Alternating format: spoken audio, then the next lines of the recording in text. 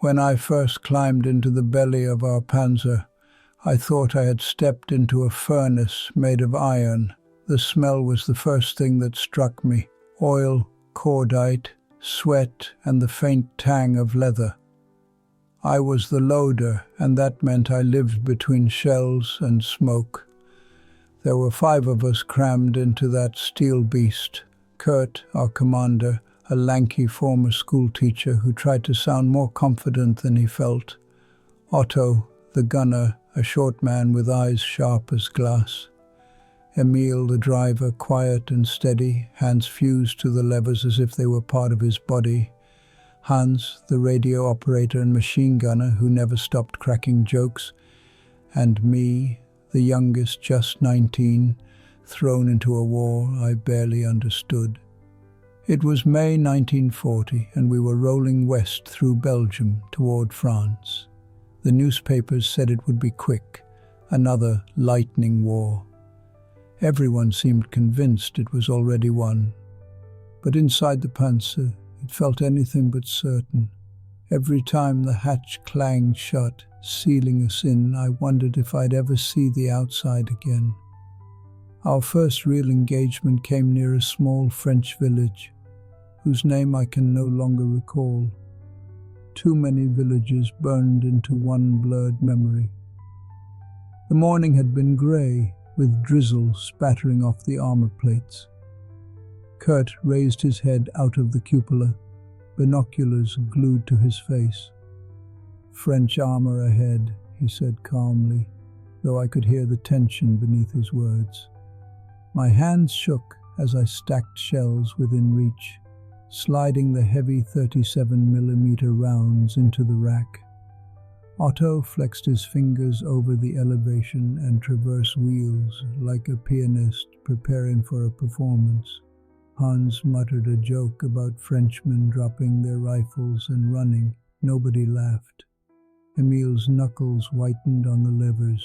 The first crack of a cannon shattered the stillness. It wasn't ours. The tank jolted as dirt sprayed across our vision slits. "Enemy fire!" Kurt barked, ducking down. "Otto, 2 o'clock! Char B1! The French tank loomed out of the mist like a monster. It was massive, heavier than anything we had faced. Otto swung the gun, and I rammed a shell into the breach with all the force my arms could muster. "Loaded!" I shouted. The gun roared, deafening in the confined space, the recoil slamming through my bones. Through the haze, I saw the round glance off the French armor like a pebble striking a wall. "They're too thick," Otto cursed, spinning the wheel again. Another shell, another futile shot. The French returned fire, and this time the ground shook as a round slammed into a Panzer ahead of us. Smoke poured from its hatches. I caught a glimpse of men scrambling out, flames licking at their uniforms. Their screams were muffled by steel, but I heard them all the same. "Flank it! Emil, move!" Kurt yelled, his voice cracking with urgency. Emil growled something under his breath and swung us left, treads grinding over mud and rubble. We circled the monster, our little Panzer buzzing like an angry wasp around a bear. I loaded another shell, hands numb, ears ringing. Otto fired. This time the shot struck the thinner side armor, and a jet of flame spat out from the French tank's vents. It shuddered, then fell still. Inside our Panzer there was a moment of stunned silence. Then Hans whooped, slapping the side of the hull. "Burn, you bastard," he shouted. For a brief, insane moment, laughter filled the cramped space. My own voice joined in, high and nervous. Relief, joy, fear, they blurred together until I couldn't tell one from the other. But there was no time to savor it. More French tanks appeared on the ridge, their silhouettes black against the pale sky. Kurt cursed and ordered us forward. The next minutes were chaos. Shells loaded and fired, treads grinding over fields and fences, French infantry scattering before us. I remember the sickening crunch when Emil drove straight over a wall that had been someone's garden. A child's toy, a wooden horse, splintered beneath our tracks. I closed my eyes for a heartbeat and tried not to think about it. We fought until the afternoon sun broke through the clouds, casting golden light on a battlefield strewn with wreckage. Smoke curled from burning tanks, German and French alike. The air stank of fuel and death. When the last French gun fell silent, Kurt finally gave the order to halt. We climbed out one by one, stretching our cramped limbs. My ears rang with phantom echoes of gunfire. I gulped fresh air, though it reeked of smoke and scorched earth.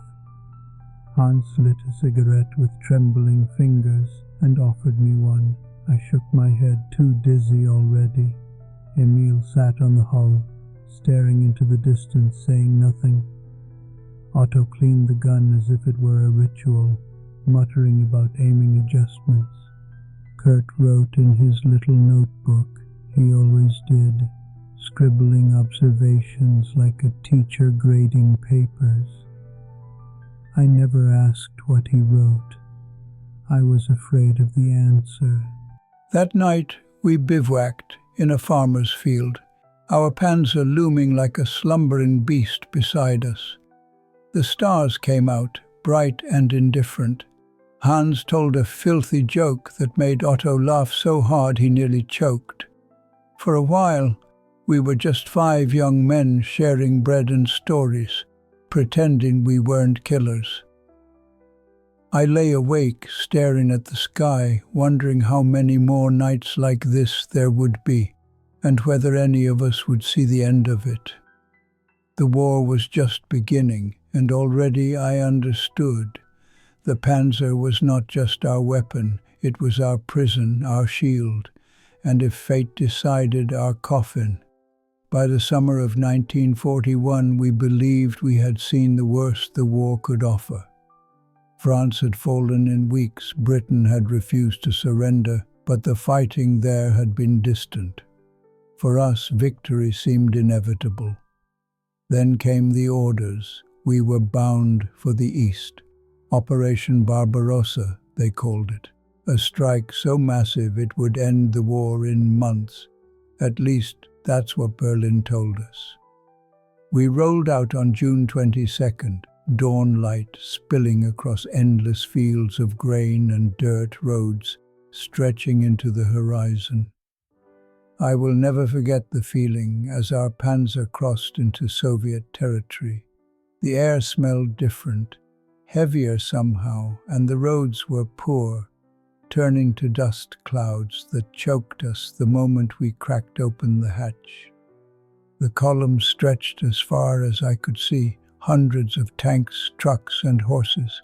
Horses, for all our machines, the Wehrmacht still dragged itself forward on hoof and sweat. Inside the tank, it was the same cramped world. Emil cursed the roads, fighting to keep us steady as the tracks lurched in deep ruts. Otto hummed a marching song under his breath, as if to keep time with the bouncing barrel. Hans fiddled with the radio, trying to catch signals through the static. And Kurt, always calm, scanned the landscape with his binoculars, jotting notes whenever he thought of something worth remembering. Our first clash came near Grodno. The Soviets were unprepared, they told us, disorganized and broken. But when their shells slammed into the earth near our lead vehicles, I realized just how foolish that notion was. Soviet T-26 tanks swarmed the fields like beetles, lightly armored, yes, but numerous. "Targets ahead, open fire," Kurt shouted. I rammed shell after shell into the breach, my muscles burning. Otto fired, and the gun thundered, recoil shaking through my chest. Through the periscope I caught flashes. Soviet tanks bursting into flame, turrets spinning off like toys. But for every one we knocked out, another seemed to appear. Their crews fought with a desperation that unsettled me. One T-26 rolled straight toward us, guns blazing, until Emil slewed the Panzer to the side and Otto put a round through its side. The explosion was so close I felt the heat sear my cheek. Hans whooped over the intercom, but my hands trembled as I reached for the next round. I couldn't shake the image of that tank driving at us, crew inside, determined to die if it meant taking us with them. By afternoon, the field was a graveyard of twisted metal and scorched earth. We had pushed them back, left their wrecks smoldering in the sun. Yet I felt no joy. The French had fought to live. The Soviets fought as if they had nothing to lose. That difference sat heavy in my chest. We bivouacked that night in a village whose name I never knew. The houses were wooden, smoke-stained, their owners gone, fled or driven out, I never learned which. Hans found a samovar in one of the homes and brewed tea so bitter we nearly spat it out. He grinned like a fool while we cursed him, and somehow laughter broke the tension. For a moment the war slipped away and we were just boys again, huddled under the stars. But dawn brought the smell of burning. Villages torched by retreating Soviets left the sky smudged with black. Refugees streamed down the roads, women clutching children, old men pushing carts piled with their lives. Emil muttered prayers under his breath as we rumbled past them. I kept my eyes on the shells stacked beside me, as if staring long enough would erase the hollow eyes of those we left behind. By July we were deep in Soviet territory, driving across plains so wide I felt the earth might swallow us whole.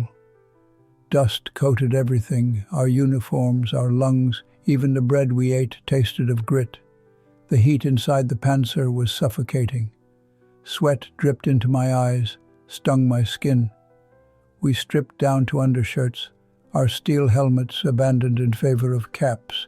Still, it felt like we were boiling alive. Despite it all, there were moments of lightness. One afternoon, stuck waiting for orders, Hans produced a battered accordion he had traded from an infantryman. He played clumsily, wheezing out off-key notes, and Otto sang along in a voice so flat it made us howl with laughter. Kurt, usually so serious, even cracked a smile. For a few precious minutes the war seemed very far away, but it was never far. Near Minsk we encountered our first T-34s, sleek sloped armor, faster and tougher than anything we had faced. Our 37mm shells bounced uselessly off their hides.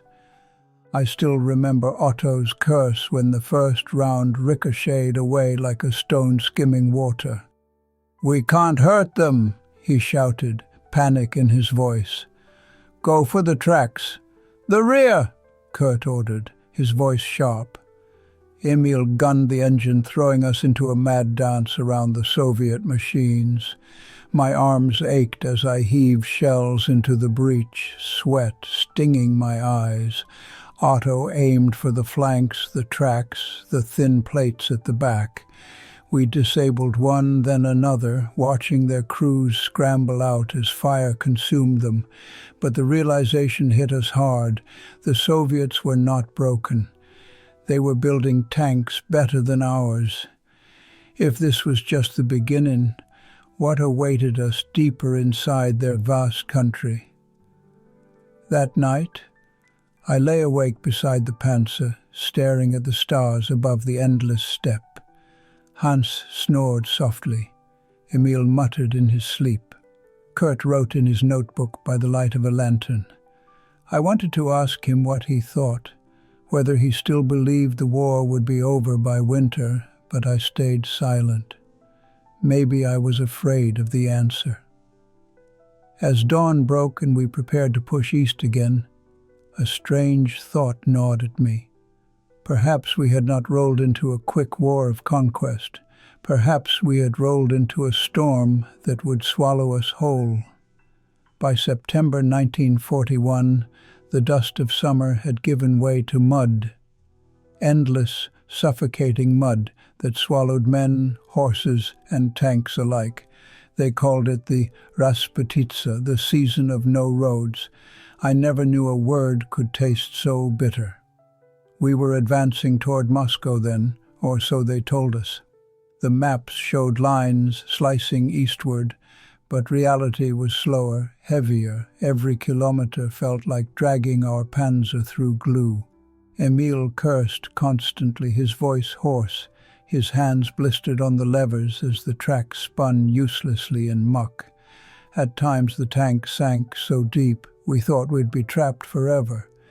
Horses strained to pull supply wagons, wheels half buried. Trucks lay abandoned in ditches, their loads spilling into the mire. The whole army seemed to be wading forward in a great sluggish tide. Inside the Panzer the damp crept into everything. Our boots squelched with each step, uniforms never dried, and the air smelled of mildew and sweat.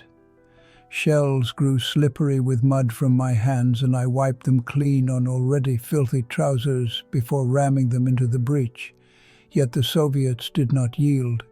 If France had fallen like a rotten apple, Russia clung to the branch with iron teeth. Villages became fortresses, peasants fought like soldiers, and soldiers fought like demons. One morning, near Vyazma, we rolled into a clearing only to be ambushed by Soviet anti-tank guns hidden in the tree line. The first shell tore through a Panzer behind us, fire and smoke spewing from the hatch. I still remember the flash of panic in the driver's eyes as he clawed at the hatch before disappearing in the flames. "Left, left! Suppress that gun!" Kurt shouted. Otto swung the turret, and I shoved a shell into the breach. The cannon roared, sending shock waves through my arms. Through the periscope, I caught a glimpse of the Soviet crew scattering, one man crawling away with his leg bent the wrong way. We fired again, silencing them, but for every gun destroyed, there seemed to be another waiting. The Soviets fought from ditches, from barns, from behind walls that collapsed in on themselves. Each skirmish left us more drained, more wary. Our victories felt smaller now, our losses heavier. One evening, exhausted, we halted in a field-turned swamp. Rain hammered the armor like a drum. We huddled beneath a tarp strung between the Panzer and a broken wagon. Hans told a story about his girl back home, her red hair and the way she threw apples at him when he teased her. Otto laughed so hard he nearly spilled his tin of watery soup. Emil just shook his head and muttered, "Better to have no girl at all, less to lose." His voice was flat and none of us replied. I noticed Kurt sitting apart, his notebook balanced on his knee, rain smearing the ink. I never asked what he wrote, but I sometimes caught words: supply shortage, enemy resilience, low morale. It wasn't the record of a teacher anymore. It was the record of a man who knew the tide could turn against him. The deeper we pushed, the worse it grew. Food ran thin, bread turned hard, soup watery, meat scarce. Fuel convoys lagged behind in the mud. We siphoned petrol from abandoned vehicles, anything to keep our Panzer crawling eastward. Once, Emil had us all pushing from behind as he revved the engine, treads clawing forward, one slow meter at a time, until, with a groan, the beast lurched free. We collapsed in the muck, filthy and laughing in disbelief at our own survival. That laughter was rare then, but precious. The weather changed overnight. One morning frost coated the fields, glittering silver under the weak sun. The mud froze into jagged ridges, tearing at our tracks, shaking our teeth with every jolt. The air grew sharper, colder. Breath misted inside the tank, and the steel hull turned into a refrigerator. I longed for the suffocating heat of summer, the dust in my lungs, anything but this creeping chill. The Soviets struck harder as winter approached. At Mojaisk, their counterattack threw waves of infantry and tanks at us. For the first time, we faced masses of T-34s head-on. Otto cursed and sweated, his hands flying across the controls as I fed him shell after shell. "Loaded!" I shouted again and again until my arms felt like lead. We disabled 2, then 3, but there were always more. Their armor shrugged off hits that would have killed French tanks instantly. One Panzer beside us took a shell square to the turret and erupted in a fountain of fire. The hatch burst open, and a man leapt free, his uniform ablaze. His screams carried even over the thunder of battle. I still hear them sometimes in my dreams. That night, silence fell heavy over our camp. Hans stared into the fire, his jokes gone. Otto cleaned the gun barrel with mechanical precision, his lips pressed tight. Emil dozed, muttering prayers in his sleep. Kurt finally spoke, his voice low. "They won't give up. Not like the others. This war is different." None of us argued. As October dragged on, we inched closer to Moscow. Rumors swirled. The city would fall in days, weeks before the first snow. But as I looked at our worn tank, the endless mud, and the stubborn enemy, I began to doubt. Each battle left fewer panzers in our company. Each village cost more lives, and still the horizon stretched on, grey and endless. One evening, as rain gave way to flurries of snow, I pressed my hand to the cold steel of our Panzer. It had carried us from France to the heart of Russia, through fire, mud, and blood. I wondered if it could carry us home again, or if this land would swallow us whole. By December the mud had frozen solid, and with it so had our hopes. The earth turned to stone beneath our tracks, the air cut like knives, and every breath stung the lungs. They had promised us Moscow by October. By Christmas, they said. Now in the dead of winter, the only thing we had captured was frostbite. Our Panzer became an icebox. Frost crept over the steel walls, and our breath hung in white clouds that never faded. The oil in the engine thickened like tar. Emil cursed each morning as he struggled to coax life back into the machine. Some crews built fires under their engines to thaw them, risky but necessary. Once a tank nearby went up in flames before the crew even climbed inside. We watched the blaze in silence, each of us wondering if tomorrow it would be us. Inside, we huddled in greatcoats and scarves, teeth chattering. My fingers grew so numb I struggled to grip the shells, and when Otto barked, "Loaded," I sometimes fumbled, costing precious seconds. He didn't yell at me, not then. None of us had the energy left for anger. The Soviets struck like wolves in the snow. They seemed immune to the cold, darting across white fields in padded coats and fur hats. Their counterattacks came at night, through blizzards that blinded us. At Klin, we were roused from sleep by artillery pounding, the ground quaking beneath our frozen bedrolls. We scrambled into the Panzer, boots stiff as boards, fingers too stiff to buckle straps. Shells whistled overhead, then the horizon erupted with Soviet tanks and infantry charging through the storm. Otto fired blindly at shadows, the muzzle flashes lighting up the snow like lightning. I shoved shell after shell into the breach, my breath ragged, arms screaming. Each shot rang louder in the frozen air, echoing back from the tree line. Emil pushed the Panzer forward, treads groaning over ice. The Soviets swarmed, rifles cracking, Molotovs arcing toward us. One bottle burst against our hull, flames licking the steel before sputtering out. The stink of burning fuel mingled with the sharp bite of frost. We held them off, but barely. At dawn, the field was littered with bodies, their shapes half buried in snowdrifts. I stared at one, no older than me, his face pale and still, ice crystals in his eyelashes.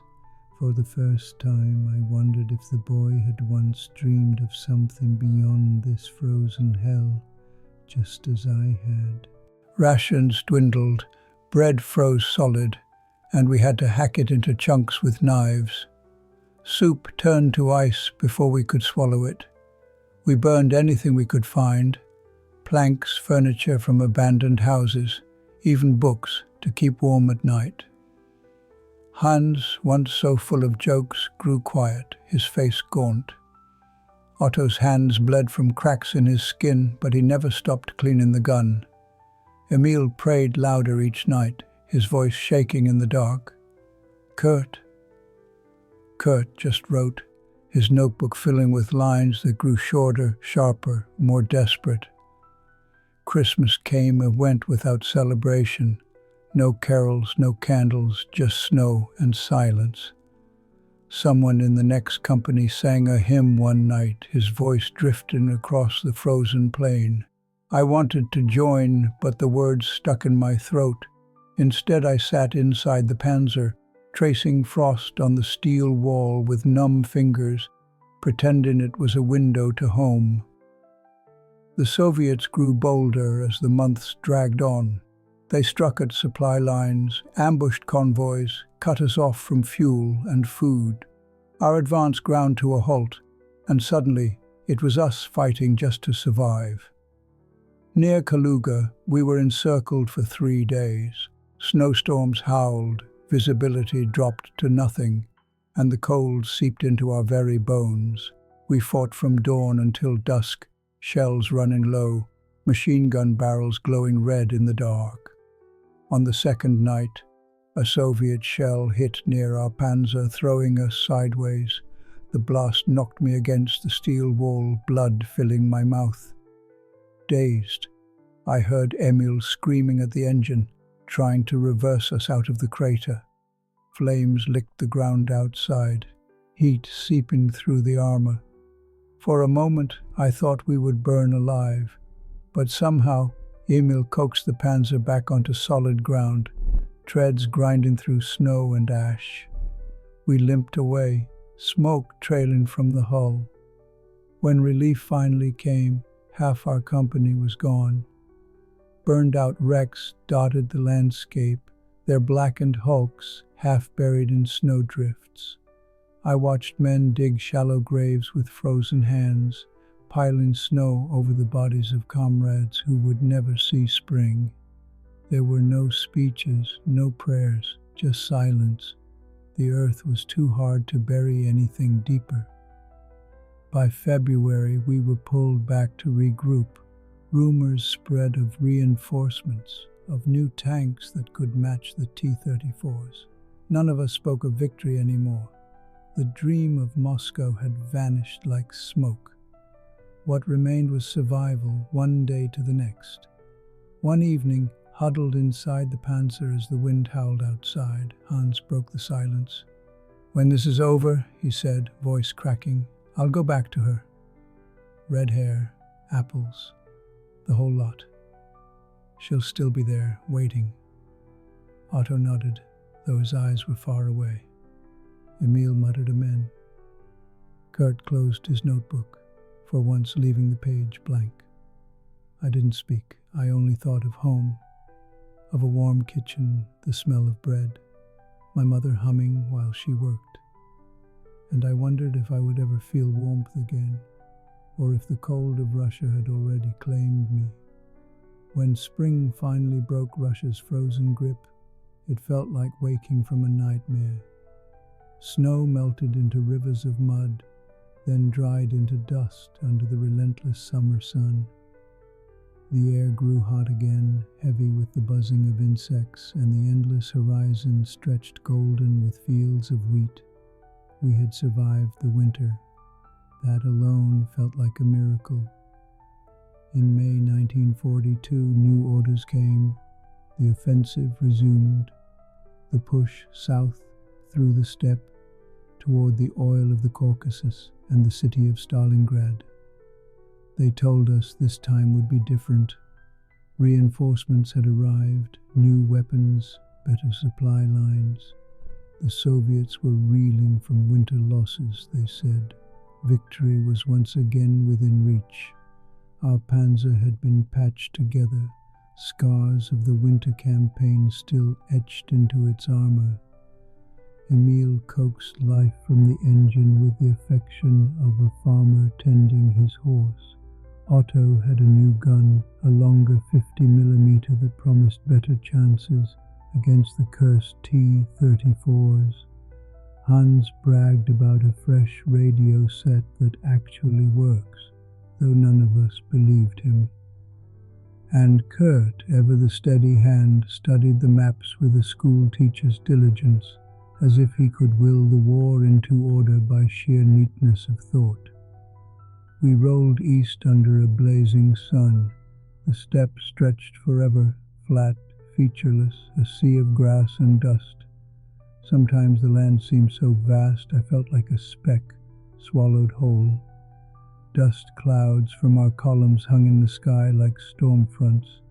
Horses pulled supply wagons, sweat pouring from their flanks. Trucks rattled and wheezed. Men marched with shirts unbuttoned, faces red from heat.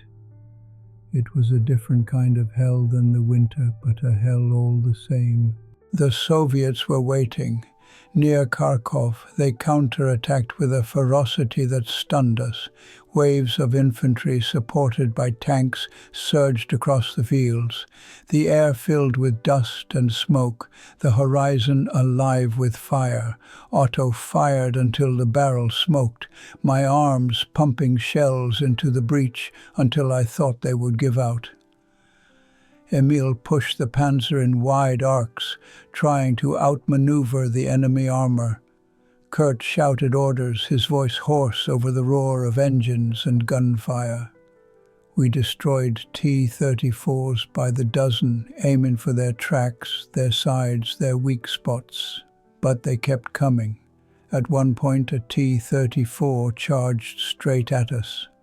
Close enough that I saw the face of its commander peering from the hatch, mouth open in a shout I couldn't hear. Otto's round struck just below the turret, and the tank erupted in a ball of fire, the blast rattling our teeth. For a moment silence fell inside our Panzer. Shock, relief, horror mingled together. When the battle ended, the fields were littered with burning hulks, black smoke rising into the blue sky. Flies already swarmed over the bodies of men and horses alike. The stench of fuel and charred flesh was suffocating. We climbed out, stretching cramped limbs, our faces streaked with soot. Hans lit a cigarette with shaking hands, his jokes nowhere to be found. Emil sat on the hull, head bowed, muttering prayers under his breath. Otto polished the gun barrel, though it gleamed already.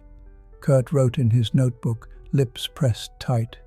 Days blurred into weeks. Village after village fell before us. Some were empty, their inhabitants fled. Others were charred ruins, still smoldering. I remember one place where children stared at us from doorways, eyes wide, faces thin with hunger. Hans tossed them a piece of bread and they scrambled for it like wolves. Emil turned his head away. None of us spoke, yet amidst the horror we found moments of light. One evening, camped on the open steppe, Hans pulled out his battered accordion again. He played a clumsy tune, off-key but cheerful, and Otto sang in his flat, nasal voice. Emil even laughed, a short bark of sound that startled us all.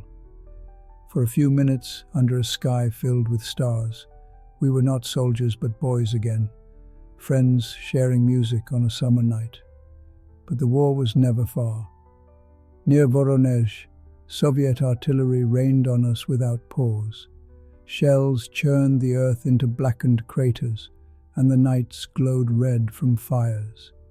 We fought street to street, house to house, our Panzer rumbling through narrow lanes, walls collapsing under the blast of our gun.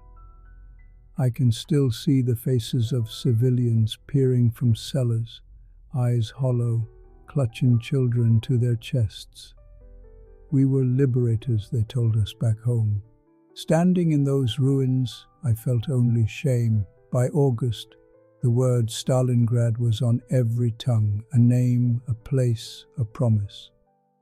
Once we take it, the Soviets will break, Kurt told us, though his eyes betrayed doubt. The city loomed in our future like a storm cloud, distant yet unavoidable. As we pushed further, the steppes seemed to conspire against us. Dust clogged the air, caked our throats, stung our eyes. Engines overheated, fuel ran thin, supplies lagged behind. The Soviets struck our columns from all sides, partisans ambushing convoys, tanks appearing from nowhere, infantry charging with reckless courage. Each battle chipped away at us, at our strength, at our faith. One night, after a long day's march, I lay beside the Panzer, staring at the stars. Hans snored softly, Otto muttered in his sleep, Emil prayed, and Kurt scribbled in his notebook. I wondered how long our luck would hold, how long this steel beast could shield us. I thought of home, of warm kitchens and laughter, of a life that seemed more like a dream with each passing day. The steppe stretched endless, the horizon always just beyond reach. Stalingrad lay ahead, a word heavy with fate. We were still alive, still together, but I felt the storm gathering, and deep inside I knew our true trial had yet to begin. By September, the name Stalingrad was no longer just a city on a map, it was an obsession. Every order, every march, every shell fired seemed to pull us closer to it. They told us that once we captured it, the Soviet Union would collapse. Yet the closer we came, the more I felt we were being drawn into a trap we could not escape. The drive south had already drained us. Dust, heat, constant ambushes. It all wore us thin. When we finally reached the outskirts of the city, I remember standing on the hull of our Panzer, staring at the skyline. Smokestacks, factories, chimneys, the Volga glinting in the distance. It should have been just another city, but even from afar, it felt different. A place built for battle. The first days were chaos. The Luftwaffe pounded the city until it looked like the moon, craters and rubble where streets had been. Entire districts burned, smoke choking the sky. We rolled through ruins where once there had been homes, offices, theaters. Now there were only shattered walls and broken glass crunching under our treads. Inside the Panzer, it was like fighting in a coffin. Streets were too narrow, debris too thick. Emil cursed constantly, grinding gears as we squeezed between collapsed buildings. Otto struggled to find targets. Everything was rubble and shadows. Hans clung to his radio, static buzzing, trying to make sense of garbled commands. I stacked shells, my hands trembling with each jolt as we crawled forward. The Soviets were everywhere, snipers in every window, grenades from every cellar, Molotovs from rooftops. The city itself seemed to fight us, brick by brick.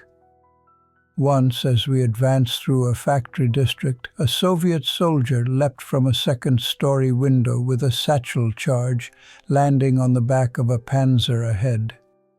The explosion tore it apart, flames shooting skyward. We froze, horror coursing through us until Kurt barked, "Keep moving! Don't stop!" His voice snapped us back and we lurched forward, every shadow suddenly a threat. The fighting became a blur of dust and smoke. Factories turned into fortresses, sewers into highways for Soviet troops. We fired our cannon down streets where nothing moved, only to be ambushed from behind.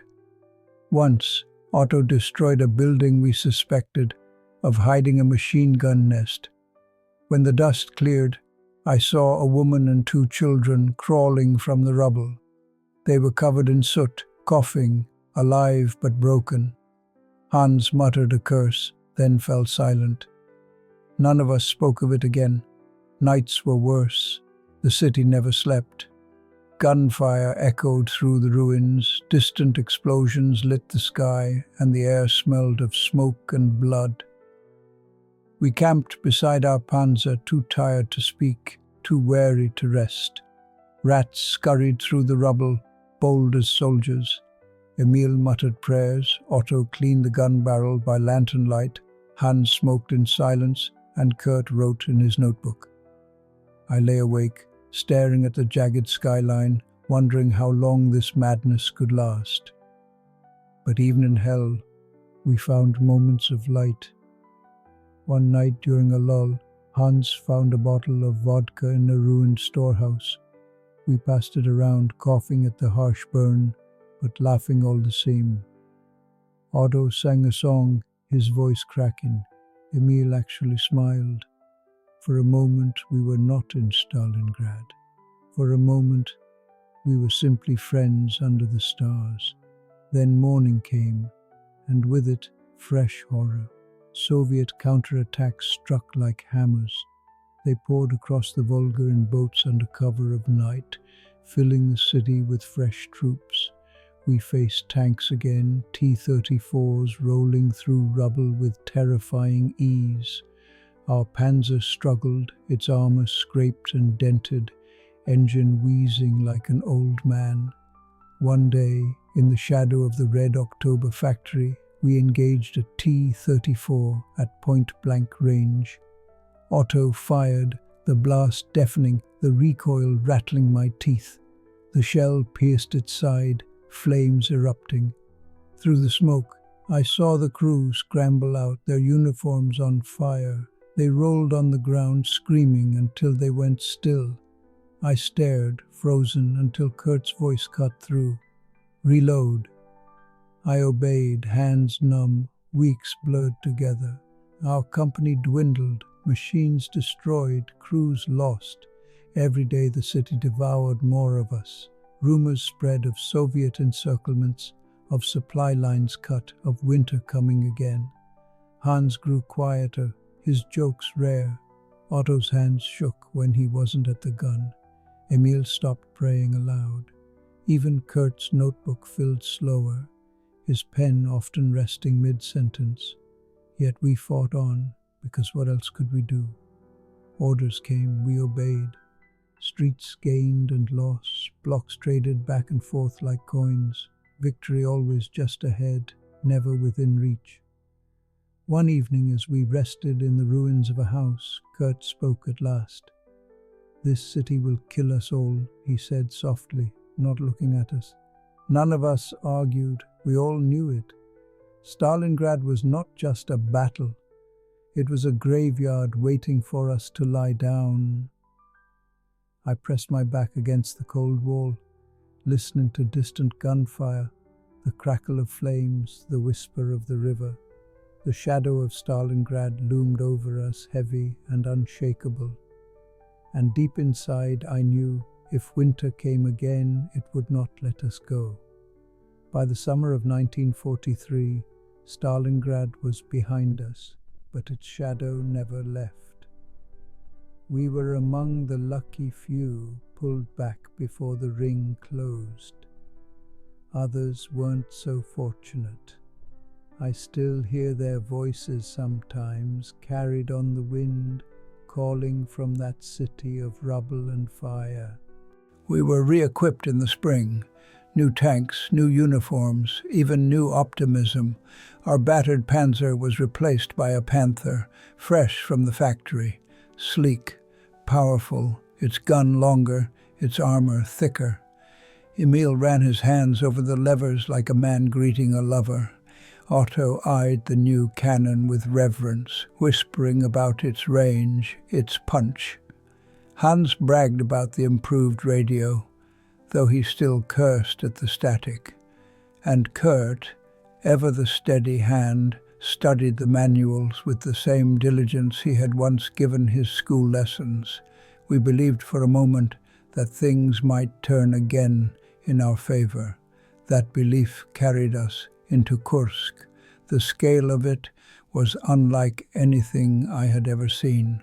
Thousands of tanks, artillery lined wheel to wheel, aircraft roaring overhead like swarms of locusts. The earth shook with the weight of armies colliding. Dust filled the sky, smoke blotting out the sun.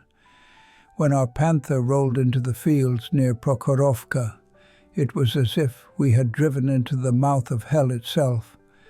The Soviets were ready. Minefields stretched for kilometers, artillery zeroed in, trenches layered deep. Our advance crawled forward, every meter costing blood. Explosions erupted all around, smoke stinging our eyes, the roar of engines and guns deafening. Emil wrestled the controls. Otto swore as he swung the turret, and I slammed shell after shell into the breach, my arms aching. "Loaded!" I shouted. The gun thundered. A T-34 burst into flames. Before the smoke cleared, another was on us, charging headlong. Otto fired again, the shot piercing its front, the turret flying off in a spray of fire and steel. Hans whooped, voice cracking with fear and excitement. But they kept coming, dozens, then hundreds. The field was a sea of steel, green Soviet tanks swarming like ants. Our Panthers and Tigers fired, their shells cutting through armor, but the enemy pressed on, closer, closer. It was chaos, machines colliding, guns roaring, men screaming. At one point, a T-34 rammed into a Tiger beside us, its crew climbing out as flames consumed both tanks. Emil swerved, narrowly avoiding another collision, the Panther lurching hard enough to throw me against the steel wall. My teeth rattled, my head spun, but my hands kept moving. Shell in, breach closed, fire, repeat. Time lost all meaning. It was one long roar of battle, one endless stream of shells, smoke and terror. I remember Otto's face, pale and slick with sweat, eyes bloodshot as he shouted for more ammunition.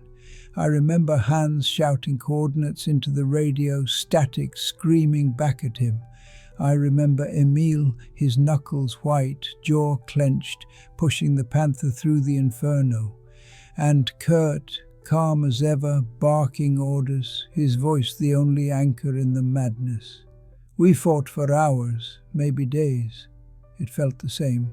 The fields turned black with burned-out hulks, German and Soviet alike. The air stank of fuel, scorched metal and death. Vultures circled overhead, waiting for the guns to fall silent. When the order finally came to pull back, it was not triumph that filled us, but exhaustion. We had destroyed dozens of enemy tanks, yet more seemed to rise from the horizon. Kursk had not broken them, it had only bled us dry. That night we sat beside our Panther, too drained to speak. Hans lit a cigarette, the flame trembling in the wind. Otto cleaned the gun barrel with mechanical precision, muttering about aim and elevation. Emil stared at the ground, silent, his hands still shaking. Kurt closed his notebook without writing a word. For the first time I saw defeat in his eyes. Later, lying on the hard earth, I stared at the stars. Once I had thought them distant, cold, indifferent. Now they seemed like eyes watching us, judging us, bearing witness. I thought of home, of my mother's kitchen, of laughter and warmth. I thought of the Soviets, boys like me inside their T-34s fighting for their homes, and I wondered if they too looked at the stars, dreaming of anything but this endless war. Kursk was meant to be our turning point, our great victory. Instead, it became the moment we realized the tide had turned for good. From then on, it was not about winning, it was about surviving, about holding on as the storm gathered strength. When dawn broke, smoke still hung over the fields, black columns rising into the sky. Hulks of steel littered the steppe, some still smoldering, others already cold. Birds perched on the twisted wrecks, indifferent. We climbed back into our Panther, the engine rumbling to life. Orders came through: retreat, regroup, hold the line. As we rolled westward, away from the inferno, a chill settled in my chest.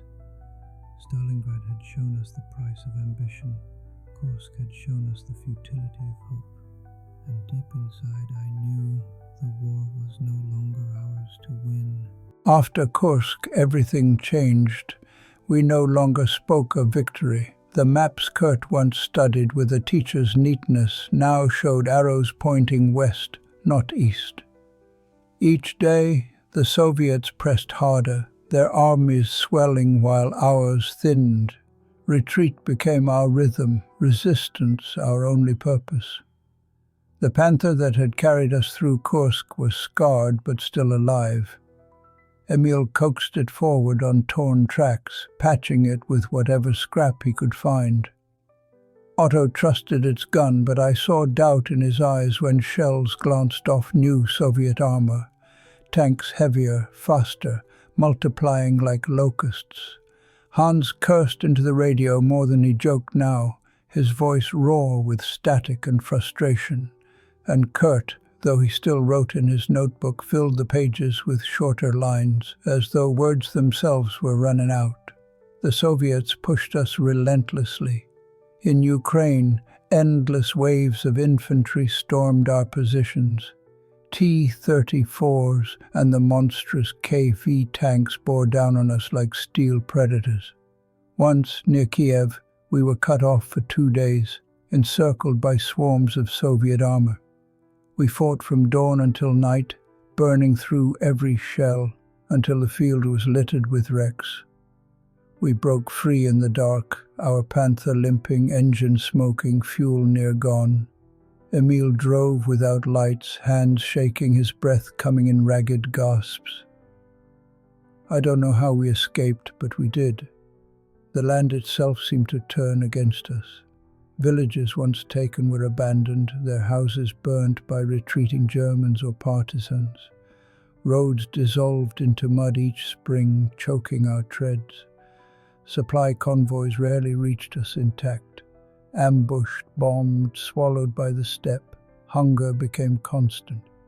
Bread, when we had it, was stale, soup was thin as water. We stole potatoes from abandoned farms, traded cigarettes for scraps of meat. Once Hans found an egg in a hen house. He cooked it over a fire, split it 5 ways. We laughed like fools at the taste, as if it were a feast. Despite everything, moments of light remained. In one village, before orders came to burn it, we shared vodka with a group of old women who had refused to flee. They sang songs we didn't understand, their voices trembling but strong. For a night we were guests, not conquerors, and their music lingered long after we left the village in flames. Emil prayed longer that night, his words heavy with guilt, but mostly there was only fighting and fleeing. At Dnieper, Soviet artillery rained fire across the river, the sky glowing red. We dug in on the western bank, our tanks lined like teeth. When the Soviets came, the horizon darkened with their armor. Otto fired until his voice broke, his hands blistered. I loaded shell after shell, my muscles numb, ears ringing from the endless thunder. The Soviets, came across rafts, across makeshift bridges, throwing themselves at us without pause. For everyone we killed, 3 more followed. That night, the river was black with bodies, drifting silently downstream. I tried not to look, but their pale faces haunted me. Boys, men, some no older than me. What drove them to keep coming, to throw their lives into that river? Patriotism? Fear? Or was it the same thing that kept us fighting? Duty, habit, survival. By winter we had retreated hundreds of kilometers. Snow returned, sharp and merciless. Our Panther groaned, its engine coughing in the cold. Emil muttered that each day might be its last. Otto no longer cleaned the gun with the same reverence, only when he had to. Hans barely spoke, except to curse at the static. Kurt's notebook grew thinner, its pages filled with grim sketches of retreating arrows. At night we huddled inside the tank for warmth, breath frosting in the air. I thought of France, of the laughter after our first victory, of bread shared under stars. That seemed a lifetime ago. Now, laughter was rare, and bread rarer still. We spoke less, each of us trapped inside our own silence. In spring 1944, the Soviets launched new offensives. Their armies seemed endless, their weapons newer, their morale stronger. We fought delaying actions, ambushes, hit and run, anything to slow them. Once, hidden in a forest, we destroyed 3 T-34s in a single afternoon. Otto cheered, Hans clapped him on the back, Emil even smiled. For a moment we felt alive again. But when the Soviets returned with dozens more, we fled, our small triumph swallowed by the tide. It was then I understood. The war was no longer battles won or lost. It was attrition, a grinding machine consuming men and steel until nothing remained. That summer, as we retreated deeper into Poland, I watched villages burn, fields trampled, churches reduced to rubble. The people stared at us with hatred, with fear, with indifference. We were no longer victors, no longer conquerors. We were shadows passing westward, chased by an enemy that would not stop. One evening, camped beside our weary Panther, Hans finally spoke after days of silence. "When do we get to stop running?" he asked, his voice hollow. None of us answered. Even Kurt, who always had words, said nothing. Only the wind replied, whispering through the grass of the endless steppe. The war pressed on, and we pressed back step by step, road by road. We resisted not to win, but to survive. Yet deep inside, I knew the truth. The East had already claimed us. The question was not if we would fall, but when. In the summer of 1944, orders came that felt almost like exile. We were being transferred west. After years on the Russian front, it seemed impossible that our war would continue in France. But the Allies had landed at Normandy in June, and the Reich demanded every tank that could still move. So we turned our Panther westward, leaving behind the endless steppe for fields and hedgerows. France was not the same country we had stormed through in 1940. Back then it had felt almost effortless, a victory parade with guns. Now the land bristled with resistance. Partisans harassed convoys, bridges were blown, roads mined. The French did not look at us with fear anymore, but with quiet defiance. We were no longer conquerors. We were intruders waiting to be expelled. And then there were the skies. In Russia, the Soviets had gained strength in the air, but here the Allies ruled it completely. Every day the sky thundered with the roar of Spitfires, thunderbolts, and typhoons. They prowled like hawks, swooping on any column foolish enough to move by daylight. More than once we hid our Panther under trees, camouflage netting draped across its hull, praying the fighters wouldn't see the glint of steel. Hans joked that the Luftwaffe was now a rumor, a ghost of better times. Nobody laughed. Our first real engagement in Normandy came near Caen. The hedgerows closed around us, walls of green that turned every road into an ambush. We faced British Shermans, American Shermans, fireflies with long guns that could punch through even our Panther's armor. At first, Otto took them apart with grim efficiency. His first shot tore a Sherman in two, flames billowing into the sky. He muttered, "Too easy," and spat on the floor. But then the fireflies struck back, their shells slamming into our comrades, tigers and panthers alike. The battlefield became a slaughterhouse of burning wrecks. Inside our tank, the fighting was chaos. Otto fired until the barrel smoked, and I loaded until my arms felt ready to fall off. Emil cursed every hedgerow that blocked his view, forcing him to inch forward blind. Hans screamed into the radio, his voice lost in static and overlapping commands. Kurt barked orders, his calm veneer cracking as the battle closed in on us. Once a shell hit so close it rocked the Panther sideways, throwing me against the steel wall. My vision blurred, ears ringing. I thought we were finished, but Emil gunned the engine, Otto returned fire, and somehow we survived. When the smoke cleared, the field was a graveyard of twisted steel. Shermans smoldering, Panthers burning, men stumbling from hatches with uniforms aflame. That night, silence hung heavy. We bivouacked in the ruins of a farmhouse, walls charred, the roof gone. Hans lit a cigarette with shaking hands, staring at nothing. Otto sat beside the gun, polishing it like a priest tending his altar. Emil mumbled prayers, his voice hoarse. Kurt finally spoke, his words low. "This war, it is no longer ours to fight." None of us replied. The truth was too sharp. The days that followed blurred together. We moved only at night, creeping along back roads, hiding by day. The Allies bombed every bridge, every crossroad, every village that dared to shelter us.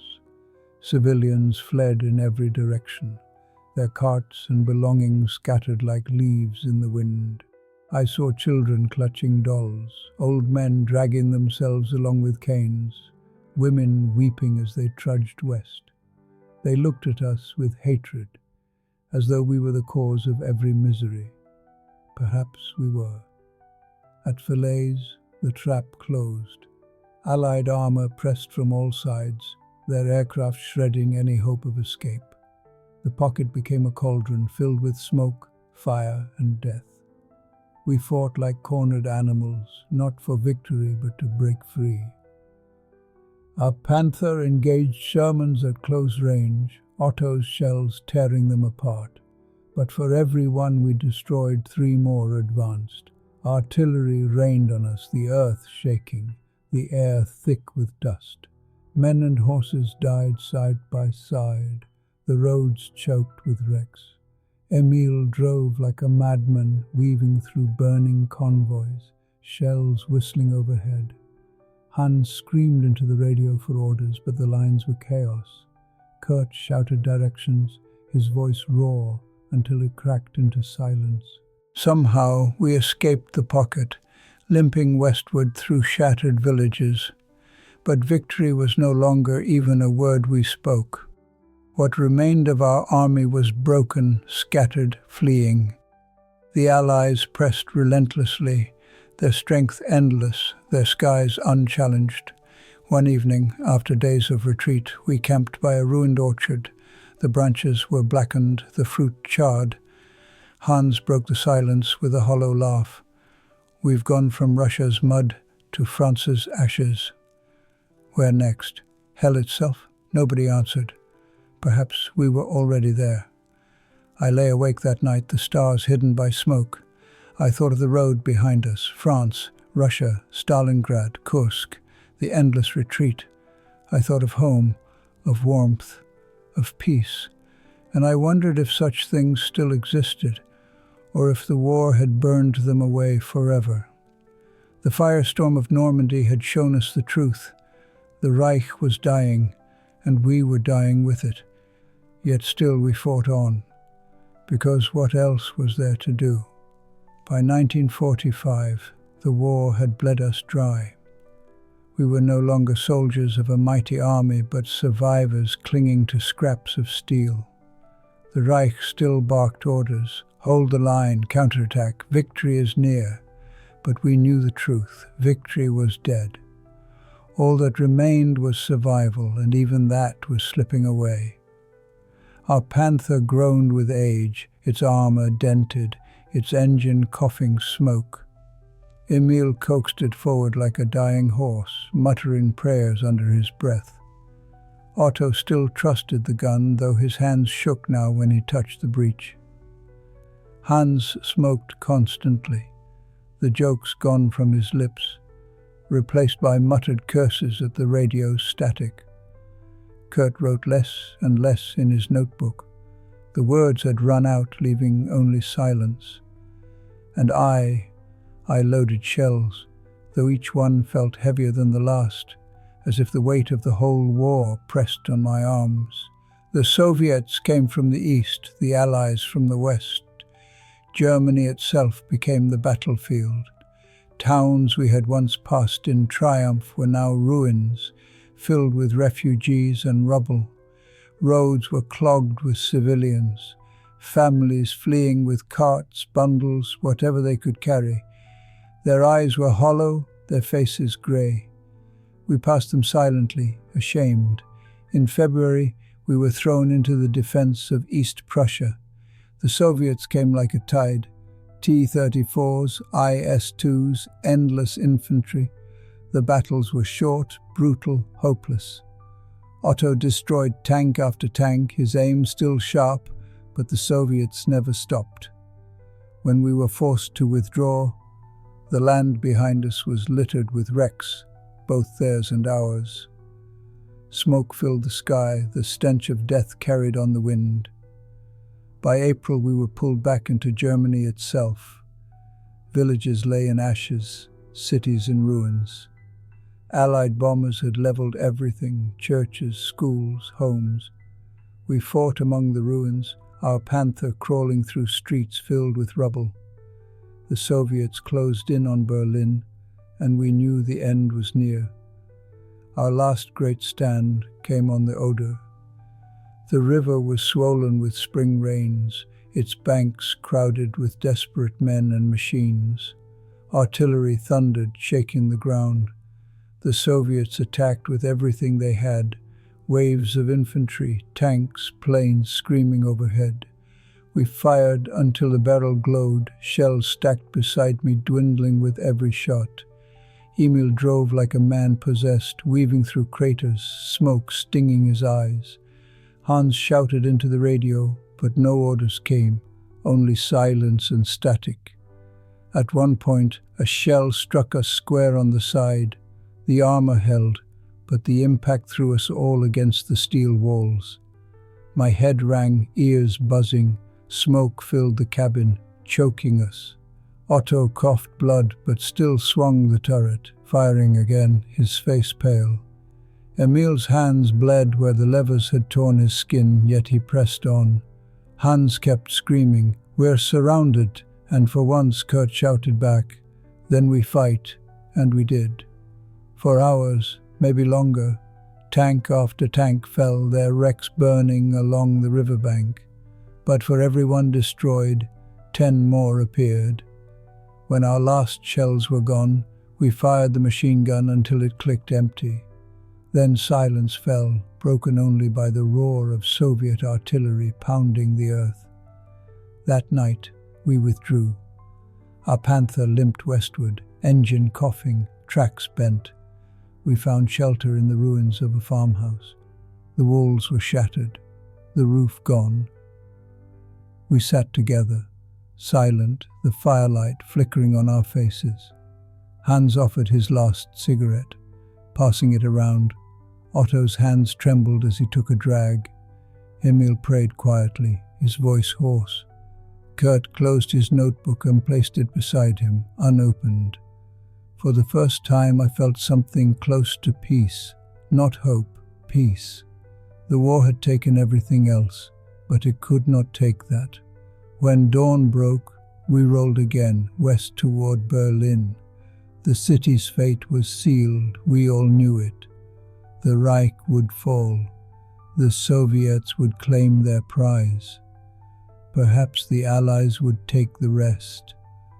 We were just remnants now, ghosts in steel coffins. On the road, we passed a group of children, ragged, barefoot, their faces smeared with ash. They stared at us silently as we rumbled by. I wanted to stop, to give them food, to tell them it would end soon. But I had nothing left to give. As we drew closer to Berlin, artillery thundered in the distance. Smoke rose over the city, a black crown of fire. Kurt looked at us one by one and said quietly, "This is where it ends." None of us argued. We all knew. I cannot tell you exactly how it ended. The last days blur together, smoke, fire, the roar of guns. I remember Emil's hands still on the levers, Otto's eyes red with exhaustion, Hans cursing the radio, Kurt staring at his closed notebook, and me loading shells until there were none left. What I know is this: the war did not end with glory, with victory, or with honor. It ended with exhaustion, with silence, with the slow fading of everything we had once believed. The Panther that carried us through so many battles now rests somewhere in the ruins of Germany, rusting under weeds. Of the 5 of us, only I remain. Sometimes when I close my eyes, I still hear their voices, Emil's prayers, Otto's muttered curses, Hans's laughter, Kurt's calm orders. They are with me always, bound to me by steel and fire. And when I think back on it all, I wonder, were we the crew of a tank or prisoners of it? The answer no longer matters. The war is gone, but the shadows remain. It has been many years since the war ended. I'm an old man now, grey-haired and bent, living in a quiet town far from the ruins where I once fought. Children play in the streets, their laughter carried on the wind, and sometimes I pause to listen. Their voices remind me of what was lost, what we traded for orders, for pride, for survival. The world has changed. New nations, new wars, new machines. But the past never leaves me. At night, when the house is still, I hear the echoes of steel, the groan of tracks grinding over mud, the thunder of the gun, the hiss of shells sliding into the breach. And most of all, I hear the voices of the crew, Emil muttering his prayers, Otto barking for another round, Hans cursing at the radio, Kurt's calm orders cutting through the chaos. Their faces are etched into my memory, forever young, forever trapped in that tank. People sometimes ask me what it was like being in a Panzer. I never know how to answer. Should I tell them about the camaraderie, the laughter over bread and vodka, the songs sung under the stars? Or should I tell them about the fear, the screams inside burning holes, the smell of death clinging to everything? Both are true. War is not one thing or the other. It is all of it at once. Laughter and despair, courage and cowardice, hope and futility. Do I feel guilt? Yes. For the villages we passed, for the faces of civilians staring at us with hollow eyes, for the boys in Soviet tanks no older than me. But guilt alone is not enough to carry a lifetime. What carries me are the memories of those who stood beside me, who fought not for ideology or glory, but for each other. We were 5 men bound together by steel, and when the steel was gone, so were they. I sometimes visit the fields where the wrecks still lie rusting under weeds. Birds perch on them now, children climb over them, the land reclaiming what we left behind. When I stand there, I place my hand on the cold steel and whisper their names: Emil, Otto, Hans, Kurt. The war has ended, but they live on in me, and when my time comes, I hope to meet them again, not in a tank, not in war, but in peace, where laughter will no longer be a fragile shield against the fire.